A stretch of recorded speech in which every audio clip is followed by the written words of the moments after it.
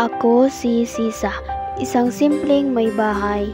Palagi akong minamaltrato ng aking asawa, ngunit wala akong magawa. Mahal ko siya, hindi ko siya kayang iwanan. Ngunit natatakot din ako sa kanya. Pero nandyan naman ang mga anghel ko, sina Crispin at Basilio. Mabait sila at mapagmahal. Bilang isang ina, may pagmamalaki ko sila. Ngunit, ako ang nagdurusa sa mga kamay ng mga taong hindi ko kakilala.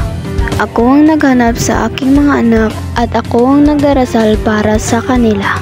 Pero ngayon, sila ay wala na. Ako si Sisa, ang busis ng mga walang boses.